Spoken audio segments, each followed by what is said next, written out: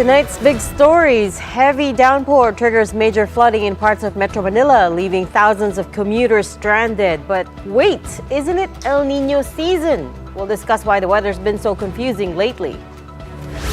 That viral clip of a drag performer impersonating Jesus has reached the Senate, with Senator Mig Zubiri calling on authorities to look into the matter. And President Marcos rolls out strategic investment green lanes, which will help investors avoid perennial issues like long lines for permits and excessive paperwork. Welcome to the show. I'm Regina Lay. I'm Maricel Halili. And I'm Sean Yao. As we all know, the rain has been non-stop today, which on the one hand is good for our water supply because remember, we've been reporting that the water levels in Angat Dam have been dwindling. But on the other hand, oh my goodness. Traffic was terrible. exactly. And the flooding. Exactly. I mean, it's crazy. Everywhere where supposedly they have fixed or addressed drainage issues. And we, in fairness to the government, I have been seeing flood control this and flood control that going around the metro. But here we go. We see people commenting online that it took them 5 hours to get home last night. Yes, right? yes. 5-6 hours. I left the office at around 6 o'clock in the morning because I had an early coverage. I was just going to Pasay. It took me more than 1 hour from Mandaluyong to Pasay. So it was really terrible. Mabilis na yun. Did you pass, All did things you pass any considered. floods on the way? May No floods. No floods, just traffic. Dear.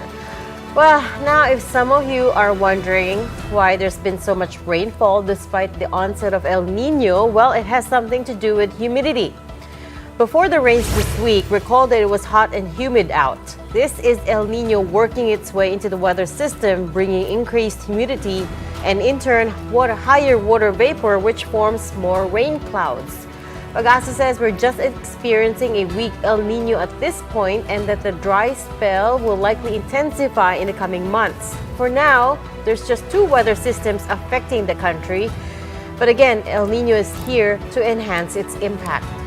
Dahil nga nasa karagatan ay hindi po natin naalis ang posibilidad na maging isang bagyo. Itong LPA pati na rin yung habagat, yan po magdudulot na maulan na panahon. Let's get some updates on the slow pressure area. We have our weather correspondent, Francis Orsho, for more details. Francis, what's going on? Sean, Pag-asa sees two possible scenarios with regard to this LPA. It can either cross the landmass of northern Luzon or recurve towards the Philippine Sea, heading to eastern Taiwan. Until then, we can expect continuous rains, particularly in the eastern section of northern Luzon and central Luzon. This would likely prevail until this weekend.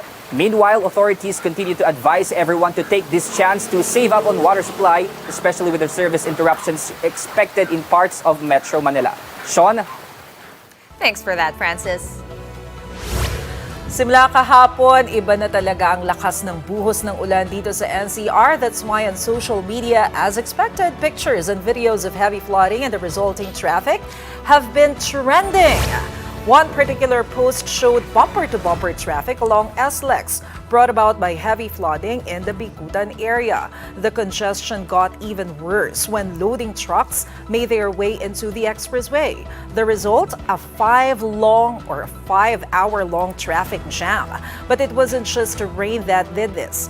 There is also the construction works for a nearby shopping mall that hampered drainage improvement activities in the area. Gutter deep water and slippery roads were also a hassle for motorists along Medina Street in Makati.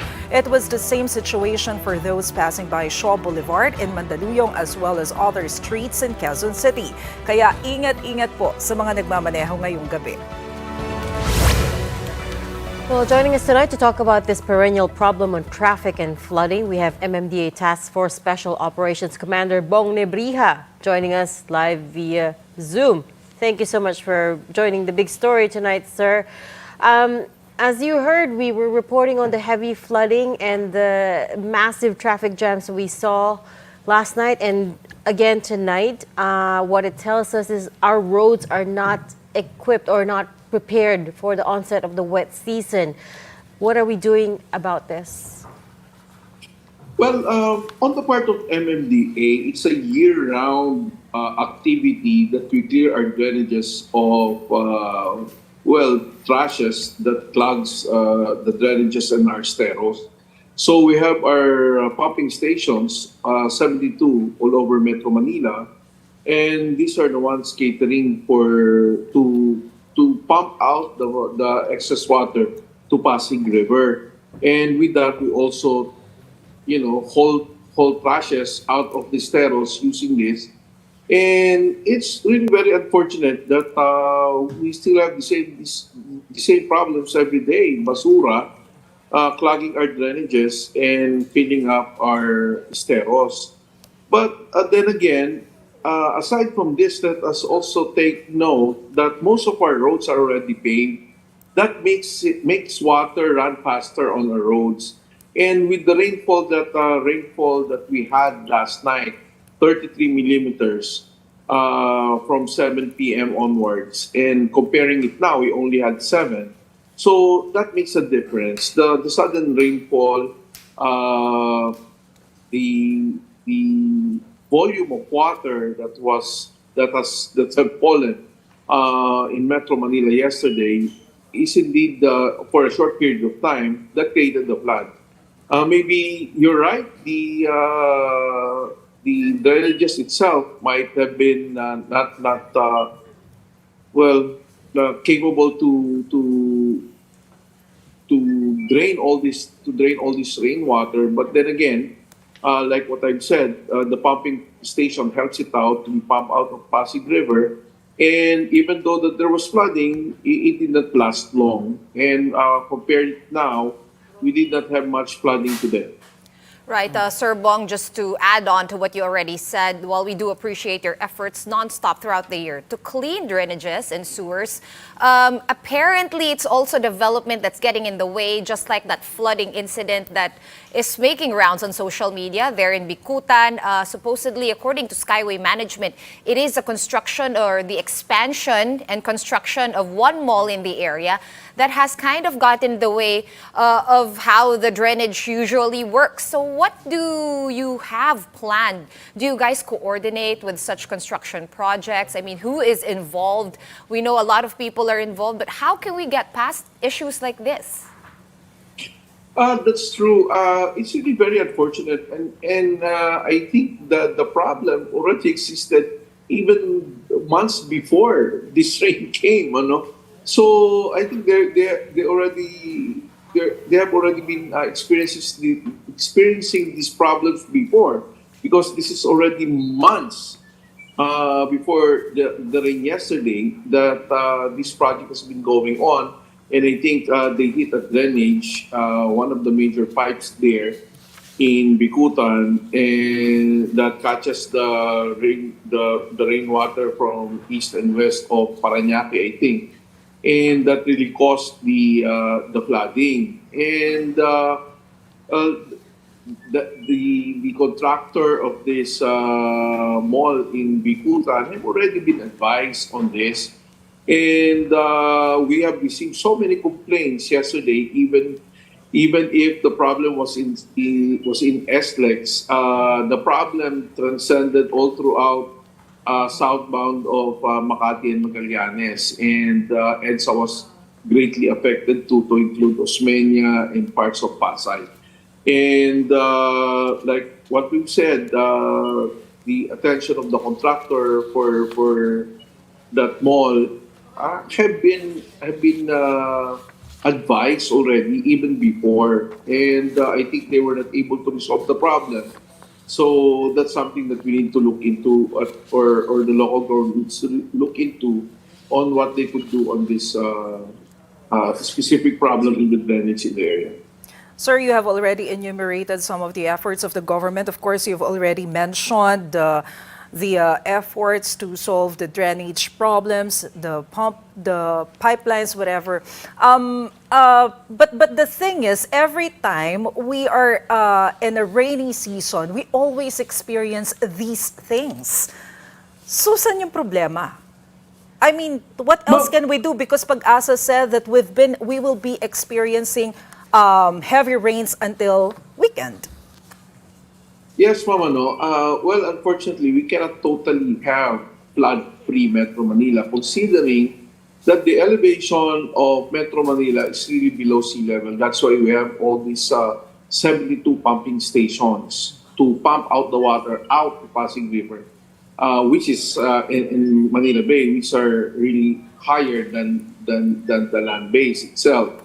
So what on the part of MMDA, what we're trying to do is to improve our pumping stations so that it could cater more volume and it could discharge more water in a short period of time. So if you notice, before when we have floods like this, it will take long for it to subside. But now it takes only hours for us to pump out the water. Well, again, like what I've said, even though that we've been doing this year-long drainage cleanup, year-long estero cleanup, we even intensify it before the rainy season comes. The problem, we really the garbage monitoring for the drainage, for the estero, that in itself we really need to improve on, because we get the same trashes every day. We get the same trashes every time that we have rainy seasons like this, and we really need to reduce our waste, solid waste, and part of it we are coming up with waste reduction program, like we buy the plastics and to take them away from the consumers and recycle them, and so that this will not be part of the problem anymore on the streets, on the drainage and the steros when the rainy season comes. So that's what we're trying to do, aside from the fact that we're trying to improve our flood control system. Bong Nebrija, I think I speak for the whole country when I say I hope you can make those improvements fast. Thank you so much for joining us tonight. Still on water, MWSS maintains that there is no water crisis or shortage in the metro amid the threat of El Nino. It may seem like it because of the nightly water service interruption in certain areas of Metro Manila served by Maynilad.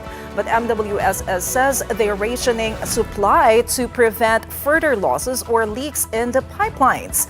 Sabi nga ng MWSS, kesa masayang sa tagas ang tubig, ipunin na lang para magamit kinabukasan. And with more rains and typhoons set to come in the following months, the agency is expecting that this can help improve the dam's reservoir. Itong mga ina-expect po natin mga apat na bagyo ay mag-enhance po nitong ating tinatawag na habagat at magpaulan po sa ating mga watershed po sa Angat. So sa mga ganitong buwan po kasi hanggang September, base na din po sa historical data natin ay nare-replenish naman po ng ating reservoir at tumataas po ang level. Right, moving away from the weather and water, here's another issue that has been stirring the pot on social media. Have you guys seen that controversial performance of a local drag queen, Pura Luca Vega? Yes. Okay, let's take a quick look at that clip again in case you missed it. So what you're seeing on your screens right now is sort of like a rock concert with a bit of interpretative dance. That's actually what you're hearing. That's a remix of Our Father, otherwise known as the Ama Namin or the Lord's Prayer, by drag queen Pura Luca Vega. Her performance has since earned the ire of many individuals, including our senators. In a statement, Senate President Mig Zubiri condemned in the strongest possible terms the, quote, extremely blasphemous and offensive video that has made a mockery of the Christian faith and disrespecting the Lord's Prayer. Zubiri also called on authorities to look into the matter and said that Pura Luca Vega could be charged under Article 201 of the revised Penal Code, which punishes offending a race or religion in the performance of obscene or indecent plays, scenes, acts, or shows.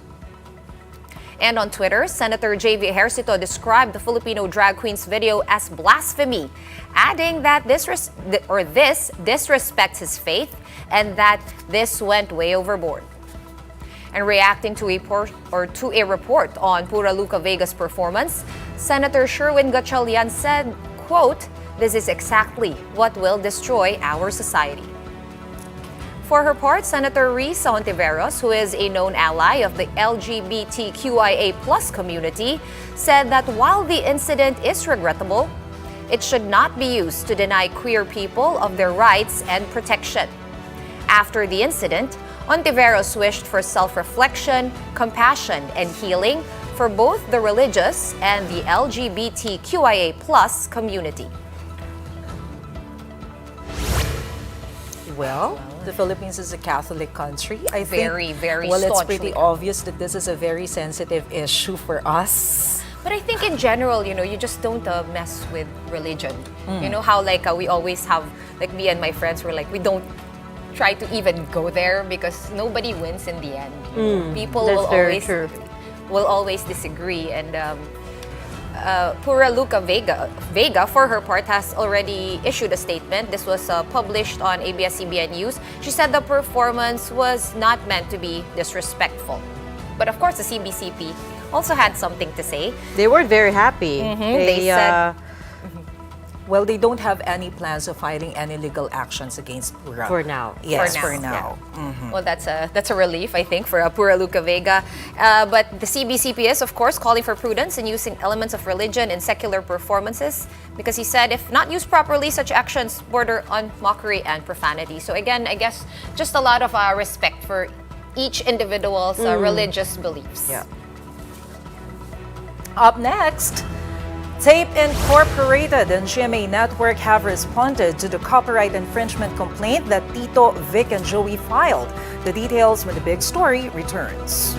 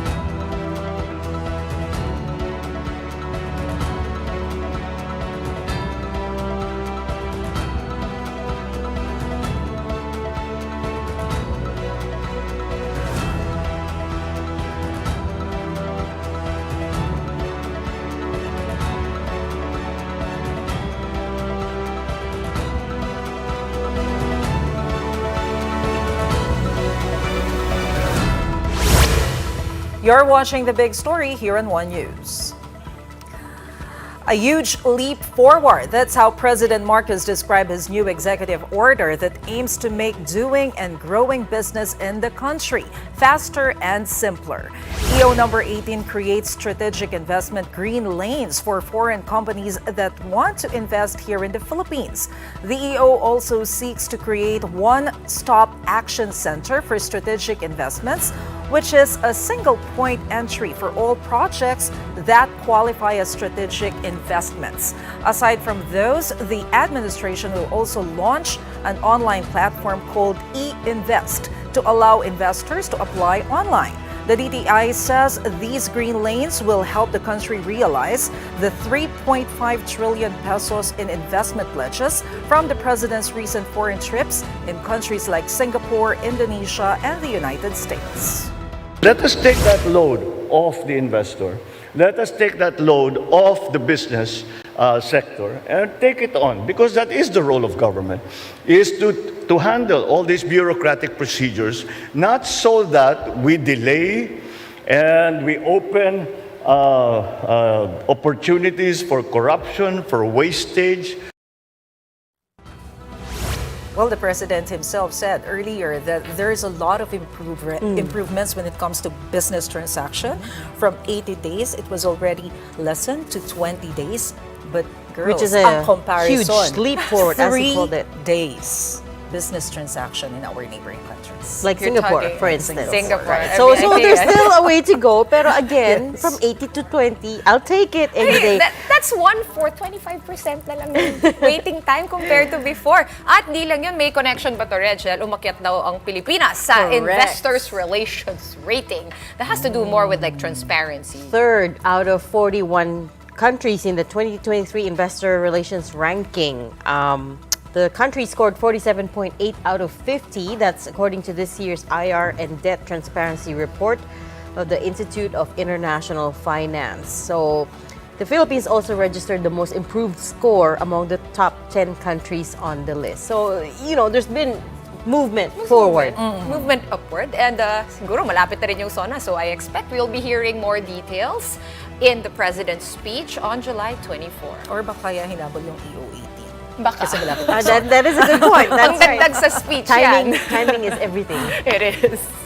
Alright, di pa naman tayo dito. GMA Network and production company Tape have responded to complaints filed against them by noontime hosts Tito, Vic, and Joey. The trio, along with Eat Bulaga executive Jenny Ferre, filed a complaint against Tape and GMA for alleged copyright infringement and unfair competition. The complaint cited Tape and GMA's decision to continue using the Eat Bulaga name, its segments, and other production material. Both Tape and GMA have 30 days to respond to the complaint. And in a statement, Tape's legal counsel, Maggie Garduque, remained firm that the production house committed no copyright infringement. She adds that the use of the Eat Bulaga name and logo is a trademark issue and not subject to copyright. For its part, GMA said it will refer the matter to its legal team.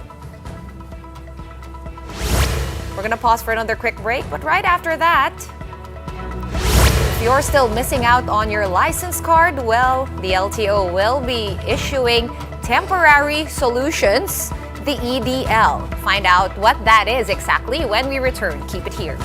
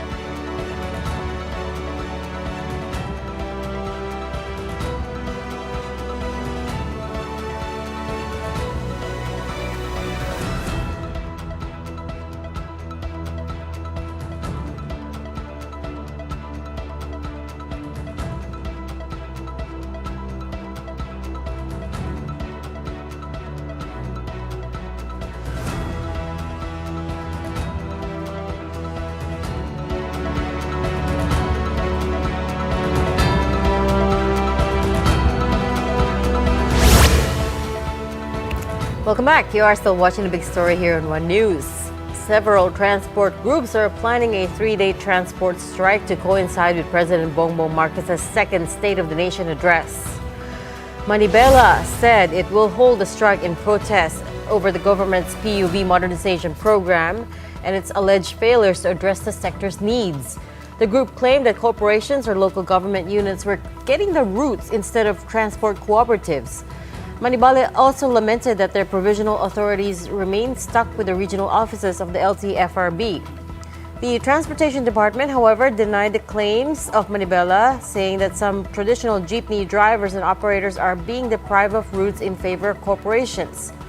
In a statement, the DOTR said that the agency, along with the LTFRB and Office of Transportation Cooperatives, have been engaged in consultations with PUV drivers and operators regarding their concerns such as the local public transport route plan. The agency also challenged Manibela to prove their allegations with concrete proof and evidence, adding that the planned strike is intended to gain media attention and public sympathy, but not to address the legitimate concerns of PUV drivers and operators. For its part, the LTFRB appealed to the transport groups to refrain from pursuing the planned transport strike. But should this push through, the agency says they do have some measures ready to implement to help out the commuters. Nananawagan kami na sana yung mga ganitong paraan ng pagpaparating ng hinaing sa gobyerno ay huwag makaapekto dun sa sineserbisyohan nating mga mananakay. Meron namang ibang forum para magawa yan. Meron kaming coordination ngayon sa mga interagency and even yung mga LGUs kung saan sinasabi na pinaplanong strike para tulungan kami no, na maiuwi natin yung mga commuters natin. Heads up to motorists. The LTO will now start issuing electronic driver's licenses after the release of implementing guidelines for this measure. Now, if you're wondering what that looks like, we have the sample e-license flashed on your screens. Okay, so mukha naman siyang picture talaga, literal, nung driver's license with the barcode. I think usually it's in the back, right? That barcode. It's in the back of the car. Ngayon, parang pinicturean lang. So, That's it. So when the cop comes over and asks for your license, ano yun? I have to flash it, ganun. Yeah. Parang, you know, this Kasi is same so... purpose. So then same he'll have to touch my phone. Eh, medyo paranoid ako sa COVID. Pwede naman niya i-scan yung barcode, baka...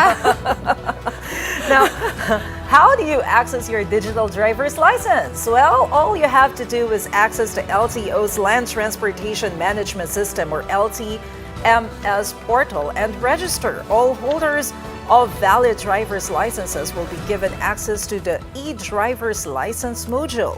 After logging in, you'll just have to click on the digital ID option on the dashboard. And there you can access your very own e-driver's license, or EDL. Just a reminder to the driving public, the LTO says holders of EDLs have the same privileges and responsibilities accorded to holders of the physical driver's license. EDL holders are also subject to the same rules on traffic violations and imposition of fines and penalties under LTO guidelines. The LTO launched a digital version of the driver's license amid a shortage of ID cards. Alright, before we go, time for our big picture for tonight. So, nakakaingit talaga si Gretchen. Ano bang masarap gawin sa Switzerland? Normally, people will say skiing, snowboarding, hiking. Eat cheese and chocolate. Of course. For if you're a little lazier, yes. Well, for our very own Gretchen, who did all of that, I guess it's actually playing lato-lato that trumps it all. Here's Gretchen bringing some Filipino spirit and noise to Switzerland. Uy, boss, agaw mo dyan, boss? Hindi magulo. Pumunta ako dito kasi tahimik. Kailangan ko ng focus para makabisa ko to. Paano ba? Tama ba?